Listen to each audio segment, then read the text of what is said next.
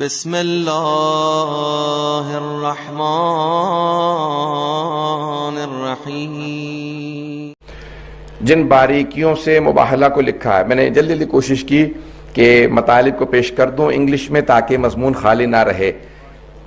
ایک شب میں حبیب خدا نے، رسول خدا نے حضرت سلمان سے کہا کہ سلمان، مباہلہ میں جانے والوں کے لیے اہتمام کر دو، میں مدینے سے باہر فلاں مقام پہ مباہلہ کروں گا۔ اس مقام پہ آج ایک مسجد موجود ہے، سفید رنگ کی مسجد ہے، موجودہ نام مجھے معلوم نہیں، ایک زمانے میں اسی جگہ کا نام مسجد مباہلہ تھا، اب نام بدل دیے گئے ہیں۔ جو حاجی حضرات تازہ ہو کے آئے ہیں وہ نیا نام جانتے ہوں گے، نام کئی مرتبہ بدلا جا چکا ہے۔ پیغمبر اسلام نے جناب سلمان فارسی سے کہا، سلمان محمدی سے کہا، اس مقام پہ ذرا کچھ اہتمام کر دو۔ جناب سلمان نے ایک سرخ رنگ کا قالین بچھایا اور ایک وہاں پہ خیمہ نصب کر دیا کہ یہاں پہ آ کے اہل بیت بیٹھیں گے، کیونکہ جناب سلمان جانتے تھے کون کون جانے والا ہے۔ انہوں نے ایک سرخ رنگ کا قالین بچھایا۔ اب میں کہوں گا کہ رسول خدا نے صرف جناب سلمان فارسی ہی سے کہا کہ وہاں قالین بچھاؤ، شاید اسی وجہ سے سلمان فارسی منا اہل البیت کے درجے پہ فائز ہے۔ اب رسول خدا نے کہا قالین بچھاؤ، جناب سلمان نے سرخ رنگ کا قالین بچھایا، کہا فجر کے بعد جائیں گے، اس سے پہلے جناب سلمان فارسی گئے اور وہاں پہ قالین بچھا دیا، سرخ ریڈ کارپیٹ۔ عزیزان گرامی، شاید آج بھی کرسچن ورلڈ کے اندر جب کسی کو بہت زیادہ اہمیت دینی ہو، کسی کو بتانا ہو یہ بہت زیادہ وی آئی پی ہے یا وی وی آئی پی ہے، تو آج بھی ریڈ کارپیٹ ٹریٹمنٹ دی جاتی ہے، سرخ رنگ کا قالین بچھایا جاتا ہے۔ شاید ان کرسچنز نے اہل بیت کو آتا دیکھا تھا اور اس مقام پہ سرخ قالین دیکھا تھا، جو سرخ قالین پہ آ کے بیٹھے تو انہی کے لیے یہ ریڈ کارپیٹ ٹریٹمنٹ وہیں سے ظاہراً شروع ہوئی ہے۔ اب جناب سلمان نے سرخ رنگ کا قالین بچھایا، رات کے اندر پیغمبر اسلام نے بتا دیا اور کہہ دیا مباہلہ فجر کے بعد طلوع آفتاب سے پہلے ہوگا، آفٹر فجر prayers before the sunrise. کیوں؟ نہ یہ صبح کا وقت ہے نہ رات کا وقت ہے۔ یا رسول اللہ ایسا وقت کیوں چنا جو نہ صبح ہے نہ رات ہے؟ کہا کیونکہ رات میں معلوم نہیں ہوتا کون کون آیا تھا، اور صبح میں لے جانا نہیں چاہتا فاطمہ کو کیونکہ پردے کا اہتمام ہے۔ اگر میں بات واضح کر پایا ہوں کہ اس اہتمام کے ساتھ لے کے جانا چاہتا ہوں، کیونکہ سیدہ جا رہی ہیں تو میں نہیں چاہتا کہ دن ہو، لیکن میں چاہتا ہوں کہ لوگ دیکھ لیں کہ کون کون آیا تھا۔ 5 آئے تھے، بس سب نے دور سے دیکھا۔ عزیزان گرامی دیکھیں، اب بحث ہے معرفت سے۔ جناب امیر علیہ السلام کہتے ہیں بولو اور پہچانے جاؤ، speak and you'll be known, recognition is through speech۔ 4 ان کے 8 بشپ تھے، اسقف اعظم جو عربی میں اصطلاحات دی گئی ہیں۔ اطیب البیان میں سید طیب الموسوی الجزائری نے اپنی تفسیر اطیب البیان میں لکھا، وہاں سے پیش کر رہا ہوں۔ کہ 4 ان کے جو ہیں اس وقت کے سب سے بڑے اسقف تھے، 8 بشپ انگلش میں آپ لوگ کہتے ہیں، جو سب سے بڑے ان کے پادری تھے۔ کہ وہ 4 افراد تھے، ان 4 نے دور سے دیکھنا شروع کیا، اور ان میں سے ایک کا نام عاقب تھا۔ اس نے کہا کہ اے عیسائیو، میں تم سب سے کہتا ہوں آنے والوں سے مباہلہ مت کرنا، میں وہ ہستیاں دیکھ رہا ہوں کہ اگر انہوں نے ہاتھوں کو بلند کیا اور پہاڑ کو اپنی جگہ سے ہلنے کے لیے کہا تو پہاڑ اپنی جگہ کو چھوڑ دے گا۔ چہرے ایسے ہیں۔ ابھی اہل بیت نے دعا نہیں کی، کلام نہیں کیا، صرف چہروں کو دیکھ کے عیسائی پہچان گئے تھے۔ تو ایک بات واضح ہو گیا، کوئی تعصب نہ رکھتا ہو، پریجڈس نہ ہو، ریسزم نہ رکھتا ہو، کسی بھی طرح کا ڈسکریمنیشن نہ کرتا ہو، تو اہل بیت کو دیکھ کے پہچان سکتا ہے، یہ عام نہیں ہے۔ پتہ نہیں بات کو پہنچا پا رہا ہوں کہ نہیں۔ جناب یوسف کو جب دیکھا تھا نا سارے مصر والوں نے، تو سب نے کہا تھا بل ہوا ملک کریم، یہ انسان نہیں بلکہ آسمان سے نازل ہوئی مخلوق معلوم ہوتا ہے۔ جناب یوسف کا فخر ہے رسول خدا۔ آج حبیب خدا آ رہے ہیں اپنی آب و تاب کے ساتھ۔ سب عیسائیوں نے ایک مرتبہ رخ رونق کو دیکھنے کے بعد کہا جو آ رہے ہیں اگر انہوں نے بد دعا کی تو قیامت تک کے لیے ایک عیسائی نظر نہیں آئے گا۔ اسی لیے ان سب نے فیصلہ کیا ہم مباہلہ نہیں کریں گے، اگر مباہلہ ہو گیا تو سارے عیسائی مسخ ہو جائیں گے۔ یہ ان کے الفاظ سے نجس جانوروں میں مسخ ہو جائیں گے۔ اب میں ممبر کے احترام میں نہیں کہہ رہا ہوں کہ انہوں نے کہا وہ نجس جانوروں کی شکل میں مسخ ہو جائیں گے۔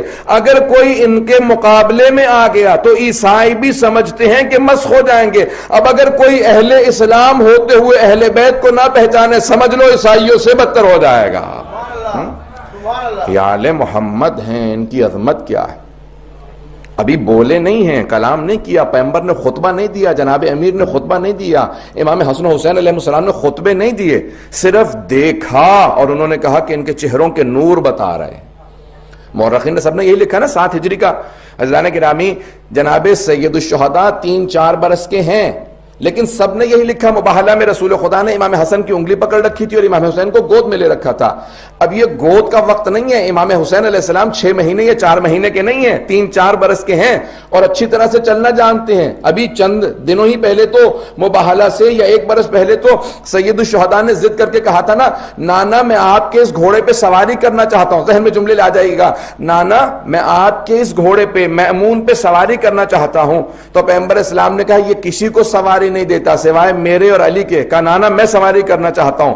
تو جناب سید الشہداء اتنا اصرار کر کے صحابہ کو سمجھا رہے ہیں میں وہ ہوں جو رسالت سے اپنی بات کو منواتا ہوں۔ فوراً جناب ختم مرتبت نے گود میں لیا، چوما، بہت پیار کیا اور فوراً اسی اپنی سواری پہ جناب سید الشہداء کو بٹھایا، کچھ دور ہٹے اور دیکھنے کے بعد بس ایک جملہ کہا میرا بیٹا بہت خوبصورت لگ رہا ہے اور بہت مسکرائے۔ صحابہ کہتے ہیں اتنا پیغمبر اسلام مسکرائے کہ آپ کے دندان مبارک نظر آنے لگے، آپ کے چہرے سے چمک آنے لگی، پھر اچانک زار و قطار رونے لگے، اتنا روئے کہ آپ کی پورے ریش مبارک تر ہو گئی۔ تو صحابہ نے کہا مایوبکی کا یا رسول اللہ، آپ کو کس چیز نے رلا دیا یا رسول خدا؟ کہا کل یہی میرا نواسا ہوگا، یہی سواری ہوگی، لیکن مدینہ نہیں کربلا ہوگا۔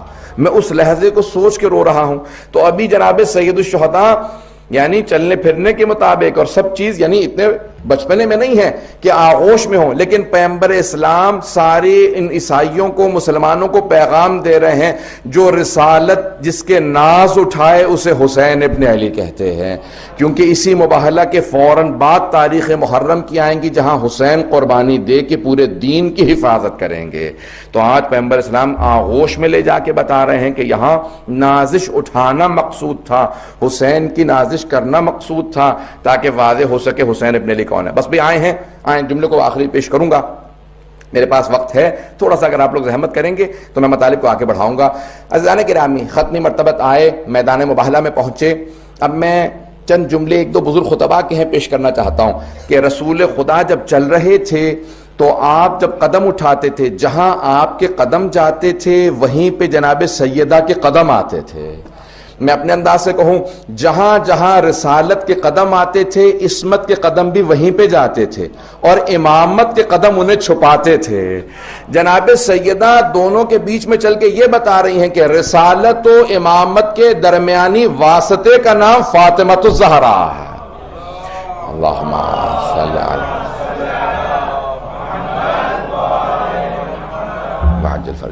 علی یعنی رسالت کے، جسے انگلش میں آپ لوگ کہتے ہیں مسنگ لنک، رسالت اور امامت کے اس واسطے کا، رابطے کا نام جناب فاطمۃ الزہرا ہے۔ عزیزان گرامی، مباہلہ ختم نبوت کی دلیل بھی ہے، ابتدائی امامت کی دلیل بھی ہے، دونوں چیزوں کی دلیل مباہلہ ہے۔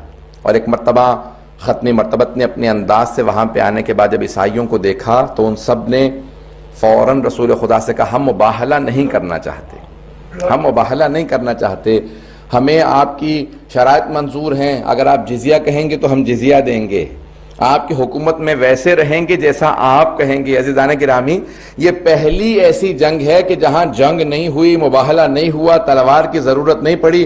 میں بہت سوچا کرتا تھا رسول خدا بیٹی کو کیوں لے گئے؟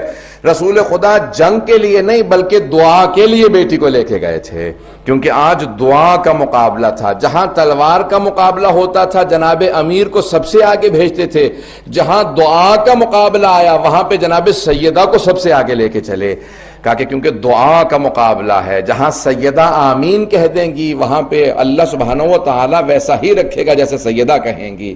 اب یہ حدیث رسول خدا سمجھ میں آتی ہے کہ ان اللہ یغضب لغضبها ویرضى لرضاها، خدا فاطمۃ الزہرا کے غضبناک ہونے سے غضبناک ہوتا ہے اور ان کے راضی ہونے سے خدا راضی ہوتا ہے۔